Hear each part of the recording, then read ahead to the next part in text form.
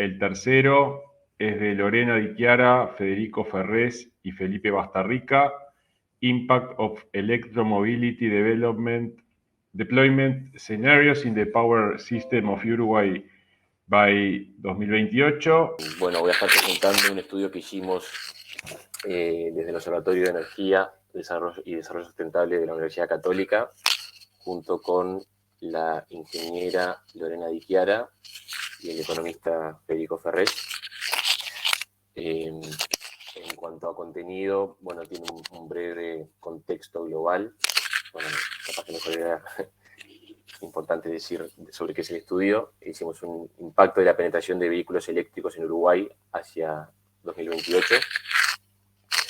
En la presentación ponemos un breve contexto global de lo que es la penetración de vehículos eléctricos, contexto nacional, brevemente comentando institucionalidad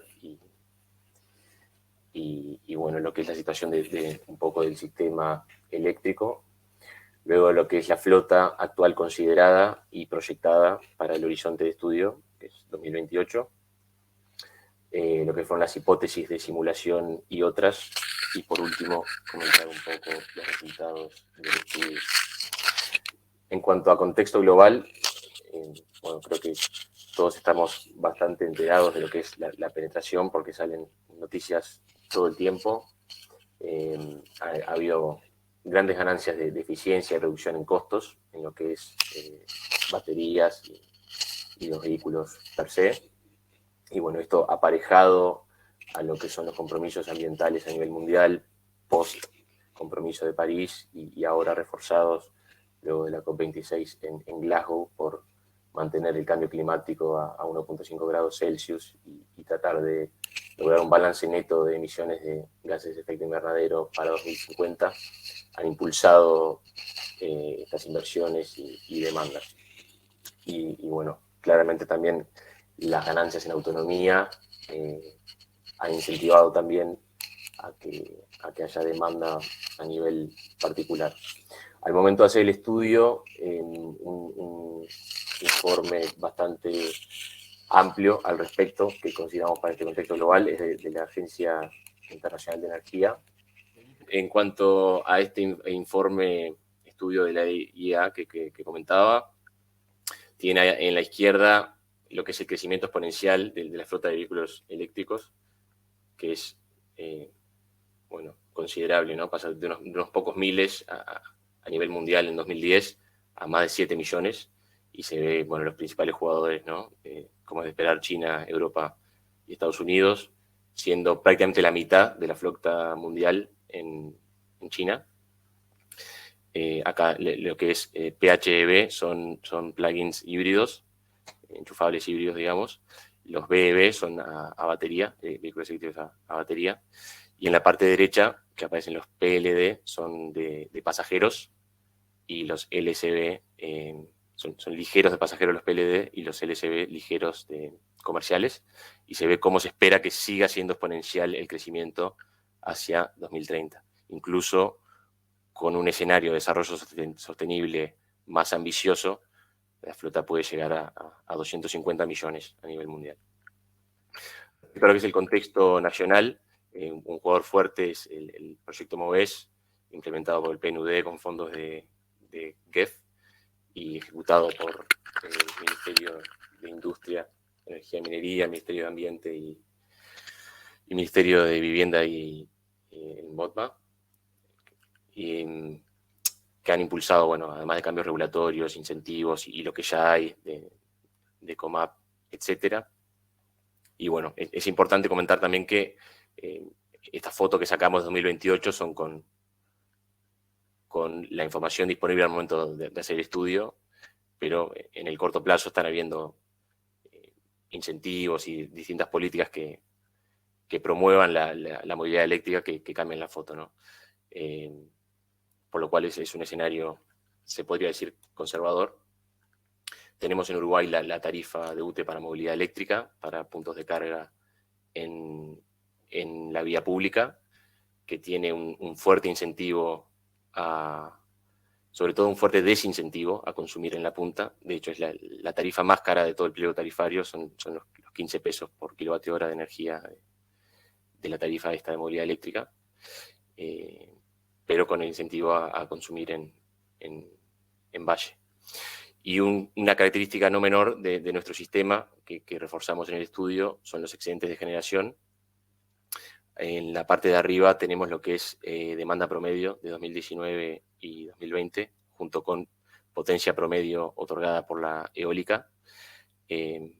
Como es intuitivamente esperable, el pico de la demanda en horas de punta, pero lo que reforzamos es cómo es minimizada esta diferencia entre demanda y eólica en las horas de valle, las primeras horas de la madrugada, que ronda entre 250 y bueno, 450 megas la diferencia.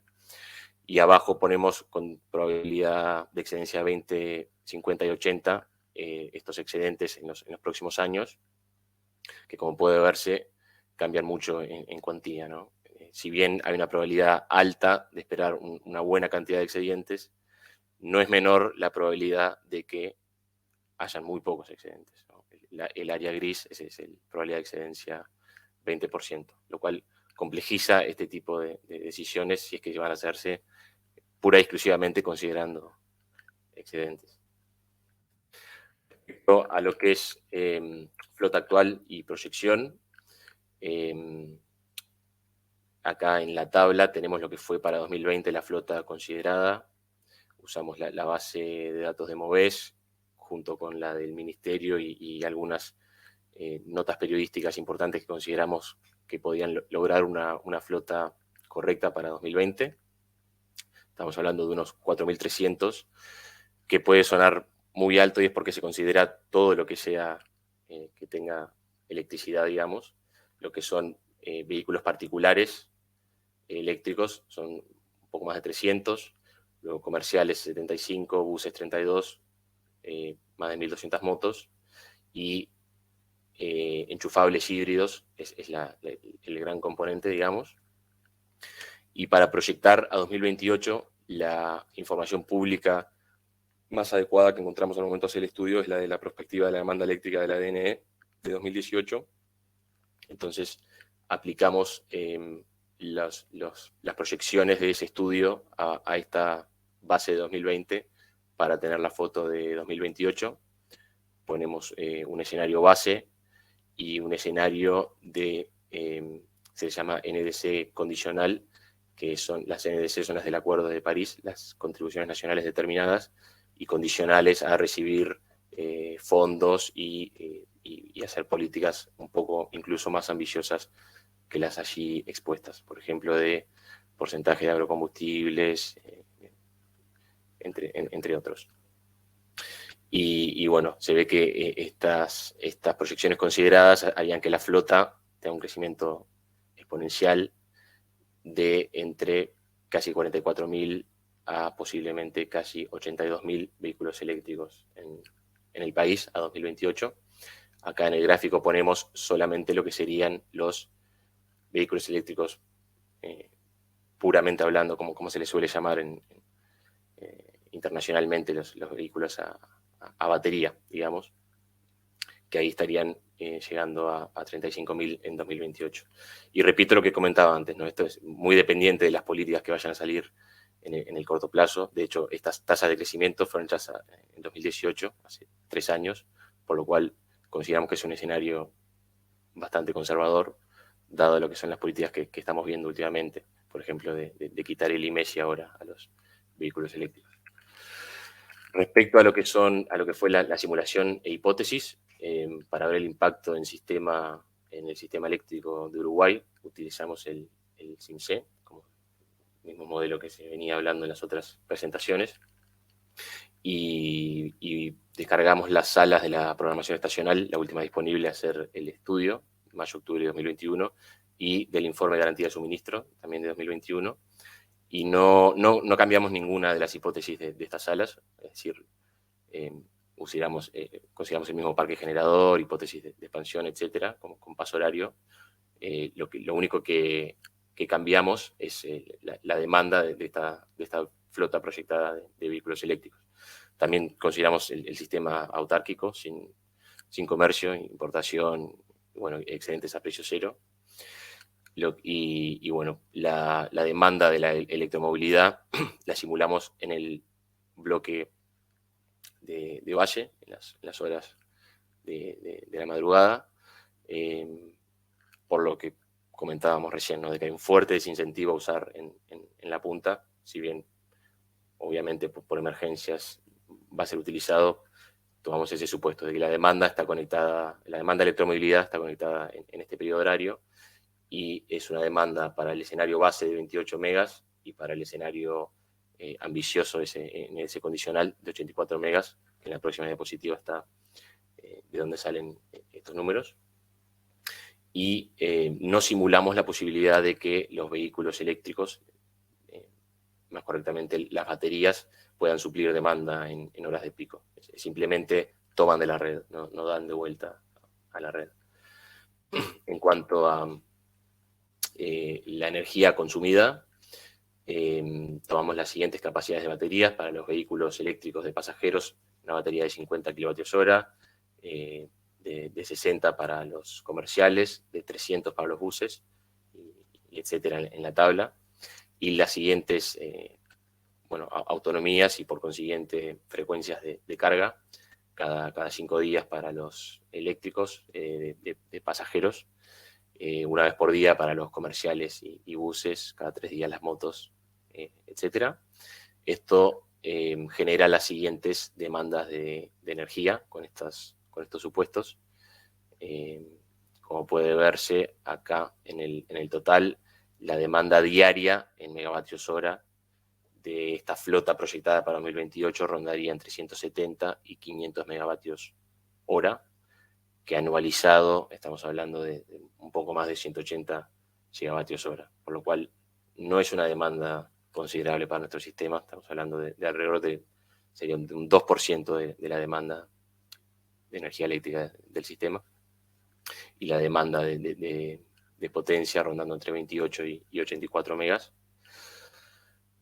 Y bueno, yendo a lo que son los resultados, para la foto del año 2028, en la imagen de la izquierda tenemos lo que son los excedentes para las distintas probabilidades de excedencia. Las apiladas abajo son las probabilidades de excedencia de 20%, y las arriba de 80%. Y bueno, es interesante ver que, bueno, dado lo que son nuestras hipótesis de no cargar los vehículos en pico, bueno, solo se ven diferencias entre los escenarios de distinta penetración. Me olvidaba de comentar lo que son acá, el no B, o sea, por ejemplo, si nos vamos a lo que es probabilidad de excedencia 80%, el no B es el de amarillo. Ese es un escenario donde no hay penetración de vehículos eléctricos, más allá de la flota actual, es decir, la flota que proyectamos a 2028 la sustituimos por vehículos convencionales a combustibles fósiles. El LBE es el escenario tendencial, sería una penetración baja, y el HBE es la penetración alta, que es el escenario de NDC condicional, de Acuerdo de París con financiamiento. Y puede verse como ese escenario de penetración alta reduce significativamente los excedentes, ¿no? Entonces, como estas nuevas demandas optimizarían el uso de excedentes. Eso, bueno, con probabilidad 80, es más bajo claramente con probabilidad 20%. Y respecto al gráfico de la derecha está el costo marginal del sistema en 2028. Las apilaciones probabilísticas son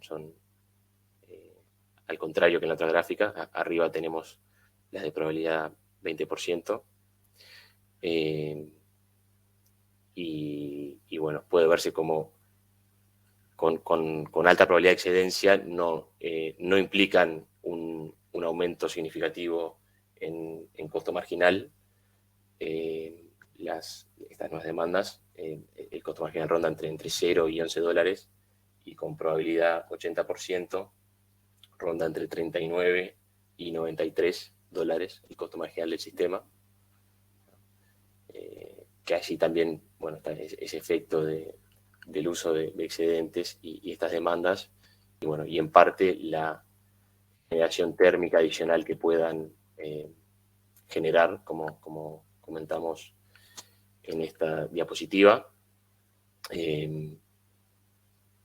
Bien, también en lo que son otros resultados, bueno, como comentaba en las otras diapositivas, es una demanda diaria de hasta unos 500 megavatios hora, con lo cual hasta unos 183 gigavatios hora anuales, que sería menos de 2% de la demanda total del sistema, la cual podría ser abastecida hasta un 70% con excedentes, con el supuesto de que se cargue en valle, y bueno, claramente dependiendo de los aportes hídricos, años secos, etcétera, etcétera, todas las impresibilidades del sistema que estaban comentando en las presentaciones previas.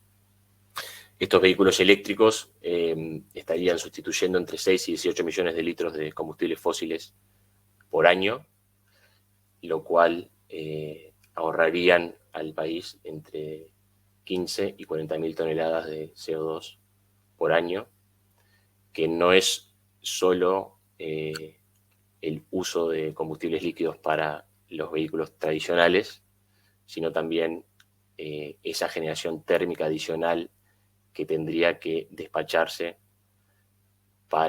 en el sistema eléctrico al incluir estas nuevas demandas, ¿no? Que, como comentamos, podría ser hasta un 70% abastecida por excedentes, que este despacho adicional de térmica rondaría entre 29 y 27% en los distintos escenarios. Y bueno, creo que fui, 18 minutos en realidad, fue un poquito rápido más, pero... Perfecto, perfecto, Felipe, muchas gracias. Creo que ahora me escuchan, hubo un problema técnico que me lo solucionó la organización con el micrófono. Por suerte tenemos share distribuidos, así que aunque no esté yo, había otros. Muy interesante la presentación. ¿Tenemos alguna pregunta, Felipe? Pregunta Gonzalo Casaravilla si reoptimizaron las inversiones de generación del sistema para las nuevas demandas. No. Se consideraron las mismas hipótesis de expansión que en la programación estacionaria e informe de garantía de suministro. ¿Tenés alguna otra pregunta ahí? No sé si las puedes ver, de Federico y de Rubén y de Ricardo. Sí, perfecto. Federico Sanz pregunta: ¿el comercio de energía lo tomaron al spot? ¿Por qué utilizaron la utilización de 0 a 6 horas? ¿Sería esto realista? El comercio, como comentaba, se tomó un sistema cerrado, sin comercio de energía, simplemente con convertimiento a precio cero de excedentes. Y la utilización a 0 a 6 horas, porque no consideramos un supuesto claro de qué demanda ponerle al resto del día. Se puede complejizar y agregar, y se pueden hacer escenarios al respecto que le sumaría al estudio, pero en este caso, dado el fuerte incentivo a consumir en valle y que es lo que el sistema precisaría en realidad, ponemos el escenario donde únicamente carguen en esas horas. Además, considerar que las tecnologías actuales son cargas que le pusimos al estudio de, si no me equivoco, 8 horas. Entonces, bueno, se espera que el grosso de la carga se dé ahí. Ahí Rubén pregunta lo mismo respecto al precio de exportación. En realidad, la que más tendría que estar contestando esto es la ingeniera Lorena de Chiara, que fue quien hizo las simulaciones en CIMSE. Entonces, lo que yo entiendo de lo que hizo Lorena, que después le pediré que dé las disculpas adecuadas si algo de lo que estoy contestando no es así. Luego, respecto a Ricardo Muiña, que pregunta: ¿saben cuál sería el porcentaje de la demanda que se llevaría el H2 en caso de evolucionar? Bueno, es una muy buena pregunta. y de hecho, bueno, se está diseñando ahora toda la estrategia nacional con McKinsey y las mesas redondas y todo, y se están hablando de demandas de 150 kilotoneladas de hidrógeno verde para sustituir diésel y otras 100 kilotoneladas para que puedan ser fertilizantes más a mediano plazo, pero en realidad no usamos ninguno de estos escenarios ni esta demanda, simplemente hacemos un ceteris paribus con el sistema actual, ingresando las nuevas demandas de vehículos eléctricos, digamos. Perfecto, Felipe.